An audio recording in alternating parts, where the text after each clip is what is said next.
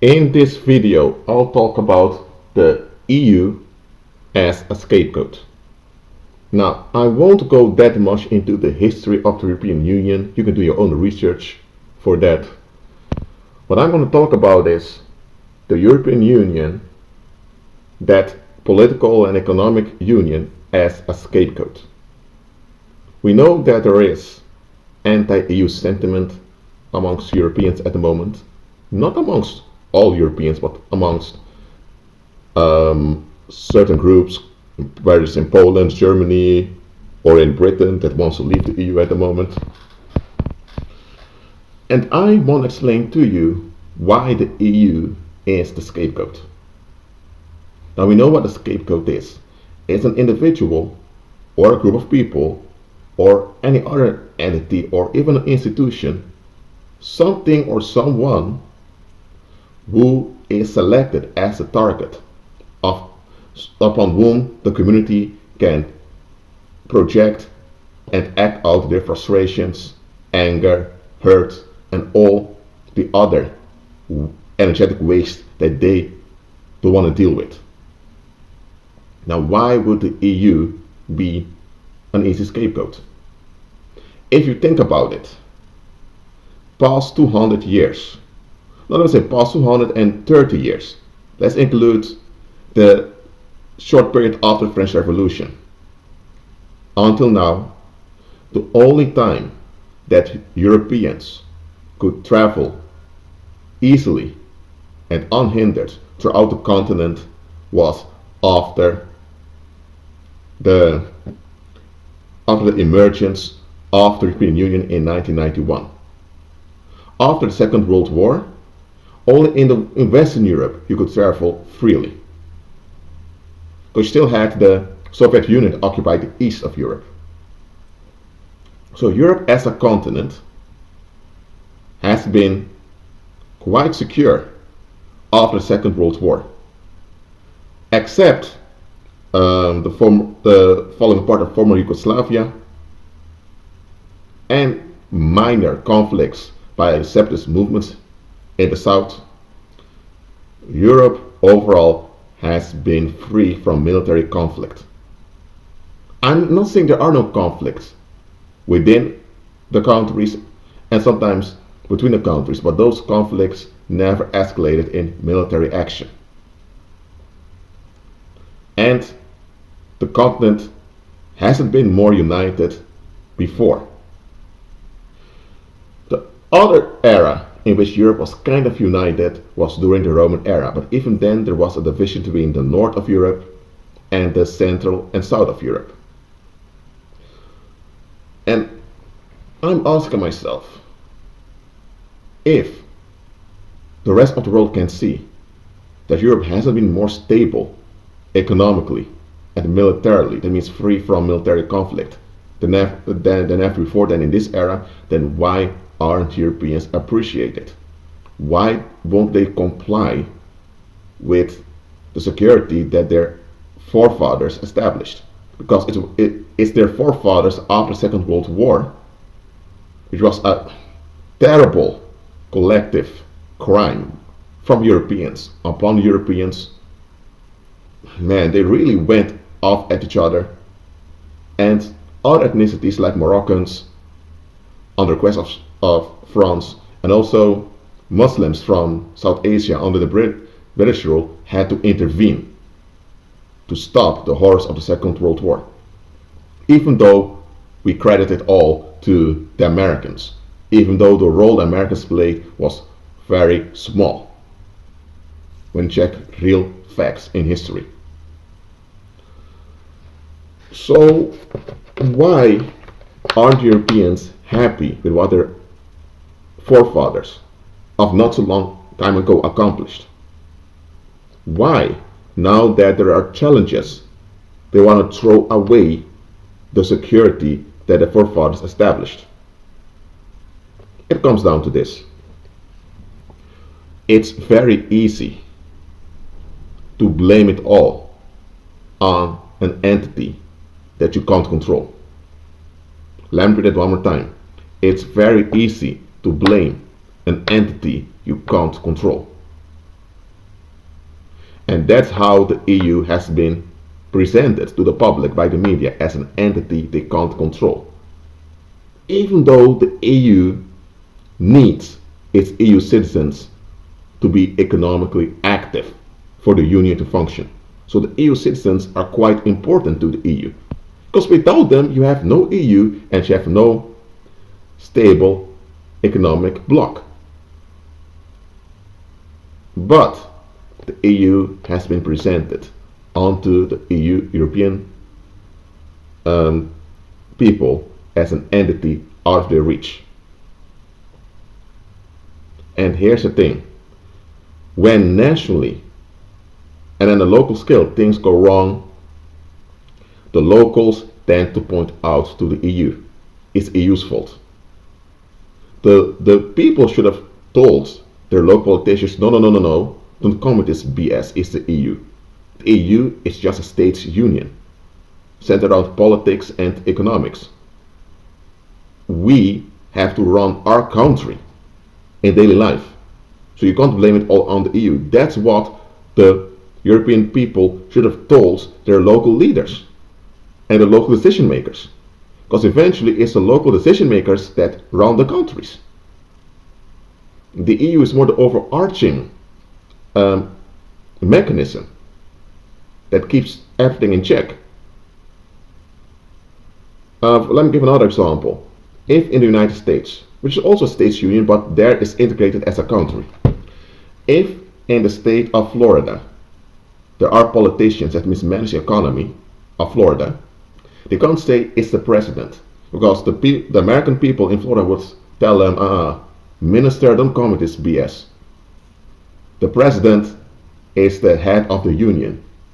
You are serving the head of the government, the head of Florida, which is the governor. And you are only presiding on a ministry, the Ministry of Finance. So if things go wrong here, it's your responsibility. Don't blame it on the president. That's how Americans would react, because they would point out, no, we're 50 states, but each state needs to do its part. But in Europe, the sentiment is, when things go wrong locally, instead of facing it and dealing with it, you just blame the higher-ups.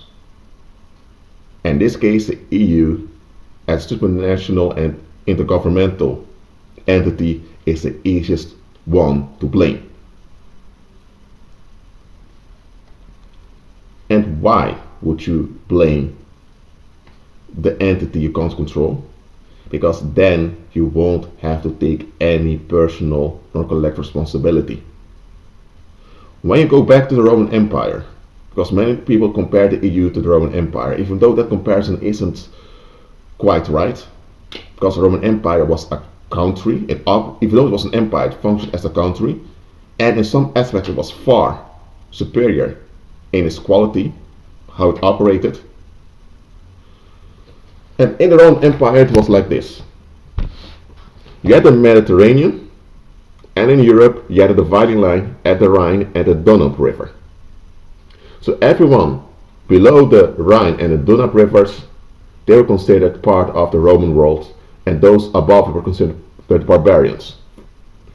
And this duality conditioned the ethnicities living within the borders of the Roman Empire to consider themselves superior. And they considered themselves under threat by the barbarians who wanted to destroy their way of life. Because throughout the Roman Empire there was fresh drinking water available to everyone. You could go to public baths to cleanse yourself. There were public toilets, so there were quite some benefits in the Roman Empire. You had one coin, so you had the same prices everywhere. You could travel freely from, for example, the south of Scotland towards what they call Egypt, because there were no pirates on the Mediterranean, because the Roman Navy dealt with that in the 1st century BC. So there were quite some benefits to it.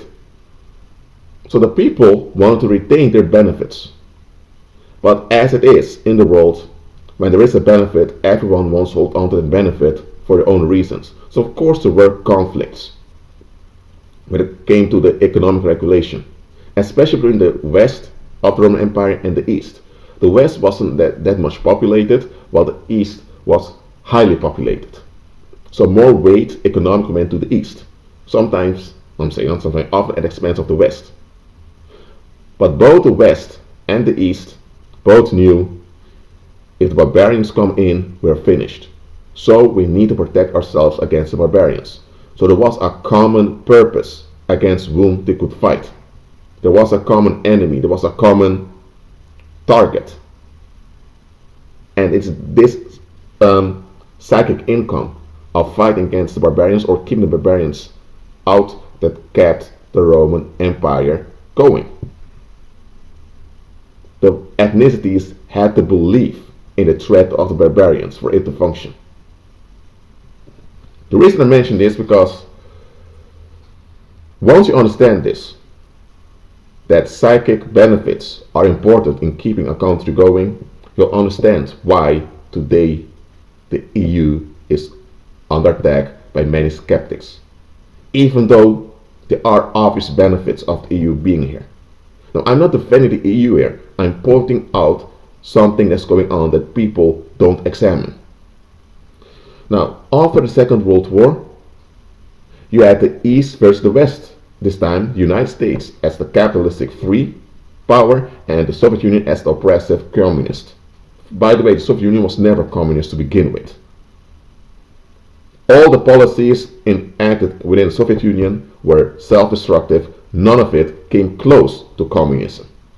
Yet Leninism, Stalinism, and other isms by the leaders about no communism at all.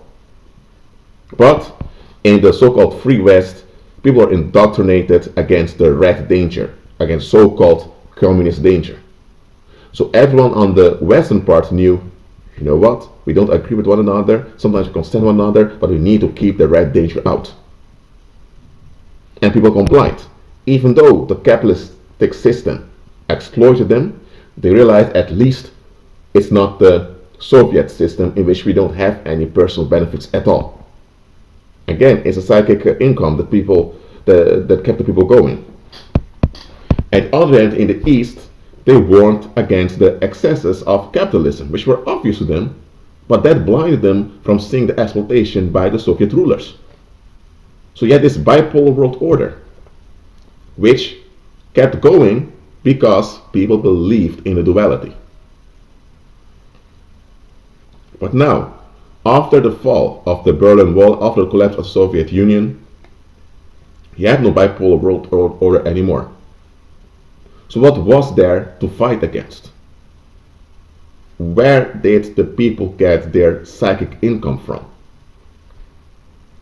Shortly, but surely, terrorism arrived. So now, people had to fight terrorists. You have terrorists everywhere, and 9/11 solidified this threat of terrorism. But just before the threat of terrorism took its peak after 9/11, because you had the threat of terrorism in the 90s, but during that time, in which the Yugoslavian Republic also collapsed, the EU emerged. And in Europe back then, people thought we don't want to become like Yugoslavia. Absolutely not. We need to find a way to keep things going. So for Europe then, Yugoslavia became the point of horror. We don't want to become like those Balkan states. We don't. But when the Yugoslavia collapsed, disappeared, now we had terrorism. And when terrorism arrived, you had the nations in the east of Europe, which on the world scene didn't have much relevance. They joined the EU, so now they became relevant on the world scene through the EU. And the threat of terrorism eventually led to the Arab Spring. The Arab Spring led to collapse of several countries, also with the aid of the West, of course, which led to mass migration into Europe. It was then that the mass migration became visible. There was a large influx of migrants into Europe ever since the 1970s, but since 2015, when Syria collapsed, well, kind of collapsed, then it took its peak. And it's when it took its peak that many began to realize, hold on a minute. Many Europe realized, hold on a minute. If so many migrants come in and they settle here, and we don't have many kids, then sooner or later they're going to replace large parts of our native population. Then a lot of folks became frightened, and then they wanted to get their countries back. But hold on a minute. Since the 1960s, under the influence of feminism, the birth rate dropped in European countries. And every ethnicity needs to have a sufficient replacement rate when it comes to childbirth. But also, a lot of family values have been flushed down the toilet, figuratively speaking. Who celebrated all of this? The European population. They allowed it to happen, they enabled it. And now, in the third generation of the so-called sexual revolution, they realize the bad consequences of it. But now they can't quickly fix the bad consequences. And add to that, now you have quite some migrants living in Europe. Some are already the fourth generation migrants. And they bring their domestic cultures into Europe also. So now suddenly, a lot of folks are upset, and who are they blaming for it? They blame the EU. If the EU wouldn't be here, would be living as Europeans in harmony. Get out of here. Throughout history, ever since the fall of the Roman Empire, European tribes have been fighting with one another over the most dumbest reasons. In the colonial era, yet colonial empires, and they tried to outdo one another in imperialism. And near the end of the 19th century, there was a brief period of ease, but even then there were tensions that escalated into the First World War. And a revenge in the Second World War, and it's after that they realized we need to do things differently. So this utopian phase in which Europeans celebrated their cultures as a continent, it never happened in human history. But now that folks are projecting all their insecurities onto the EU, they pretend as if the EU caused the collapse of Europe, even though before the European Union was formed, the European Union came to existence in 1991. Before that, there was the European Community, and the European Community wasn't that powerful to begin with because it was still under the influence of the United States. And the other part of Europe was under the Soviet Union. So, when you think about it, the so-called collapse of European ethnicities comes by them forfeiting their natural family values, which happens at the sexual revolution. And the sexual revolution brought some short-term benefits, so-called free love, free sex, and so-called having careers, not having responsibilities of having kids.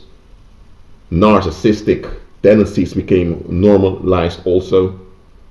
And folks got along with it. They even thought that was modernity.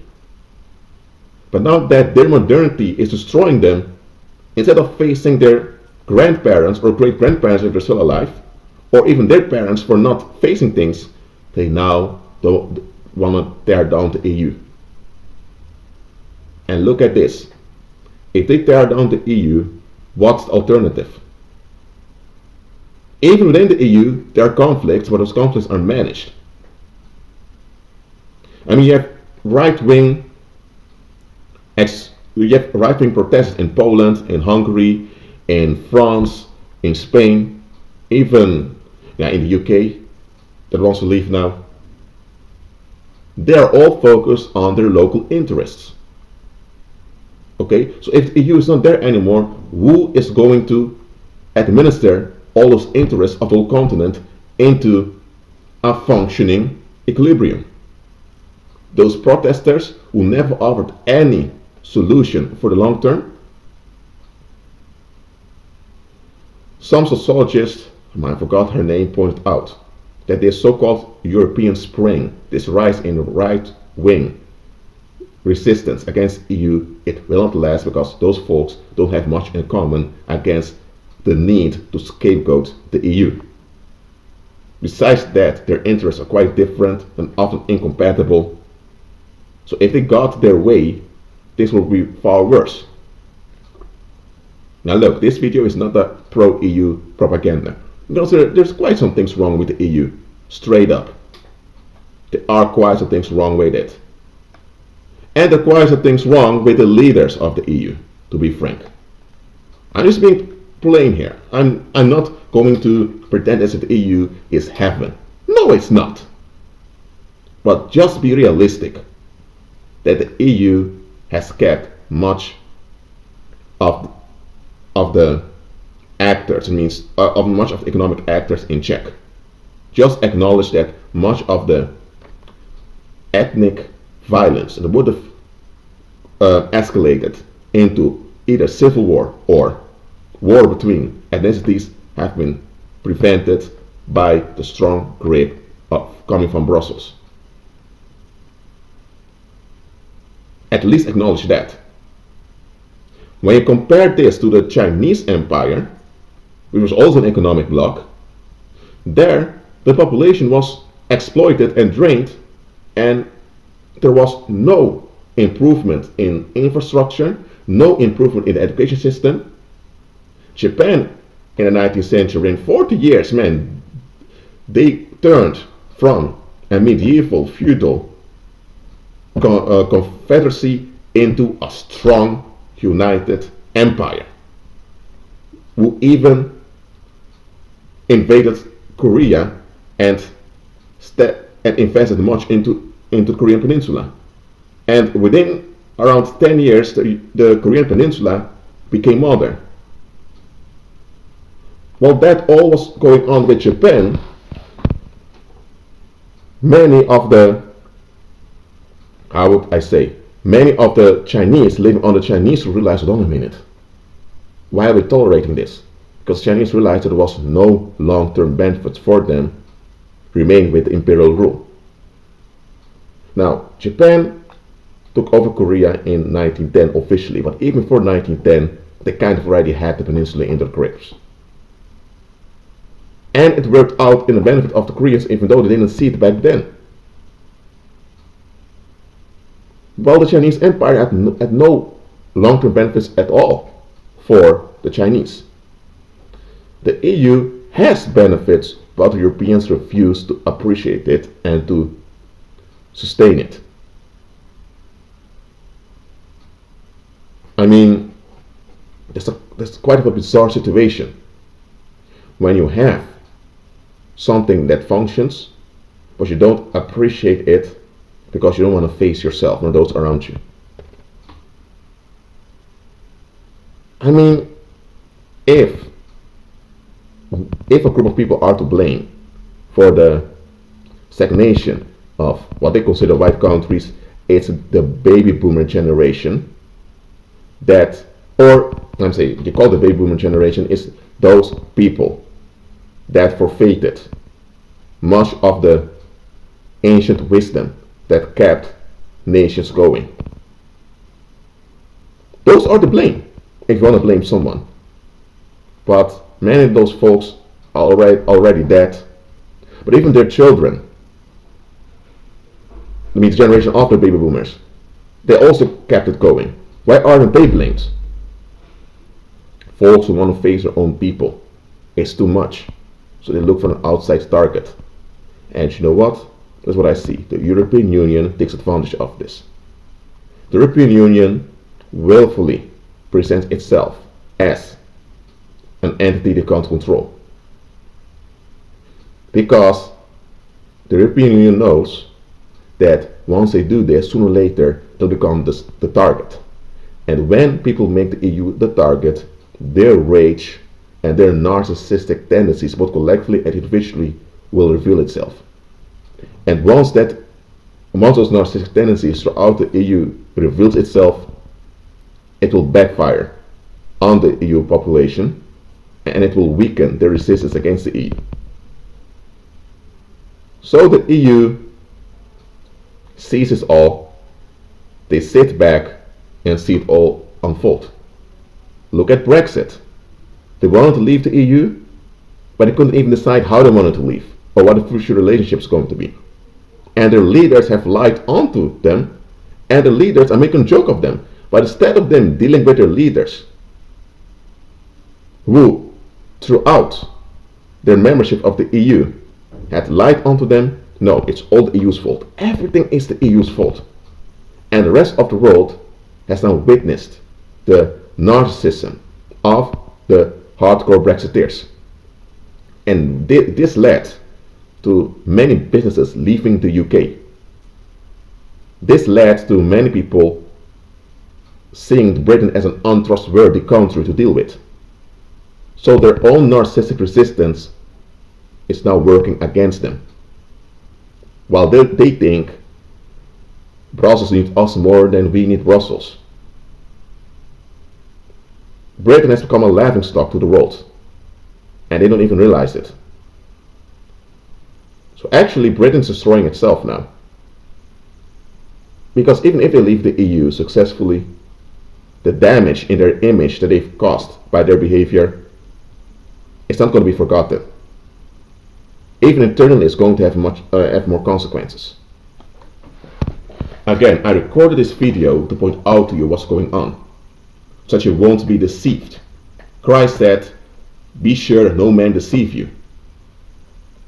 Just like in ancient Rome, you had the barbarians and those living within the borders of the empire. But in fact, the leaders and kings of those barbarian tribes were Roman agents, because they sent their sons to Rome to follow a military career. So it was a hoax, this division between the barbarians and the civilized Roman world. But because the people believed in it, it kept on going. And what's going on now is that this anti-EU sentiment, in which people claim that it's all the EU's fault that Europe is falling apart, which is another hoax, because Europeans have been self-destructive for centuries. But this hoax, this anti-EU sentiment, is really a hoax to keep people divided. You're either for the EU or you're against it. And if you're for the EU, you are an enemy. Or if you're against the EU, then we can't reason with you. It's duality. And I'm exposing this to you.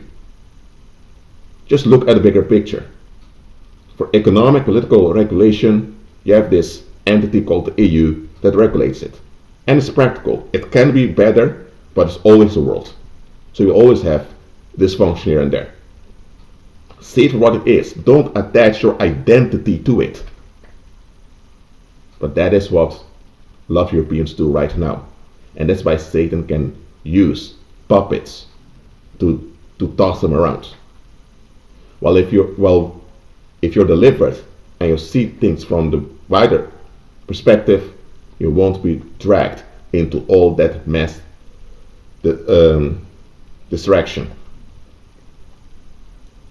Because what's really going on is that a power shift is going on now from the west towards the east. And to hide this shift in power, the European people are distracted by this anti-EU sentiment, which is caused by EU agents themselves. Because the EU rulers know very well that the European population, which have been indoctrinated into white heritage, will not accept that the era of white heritage is over. They wouldn't accept it. So now that a shift is going on, and they know that the population want to blame them for the shift, they even encourage it. By encouraging it, the population remains distracted and the power shift happens smoothly without people being aware of it. Well, that's it for now. I hope this video has edified you, has caused you to see things from the right perspective, because I want you to see the bigger picture, not just the surface of things that are going on. Be at peace.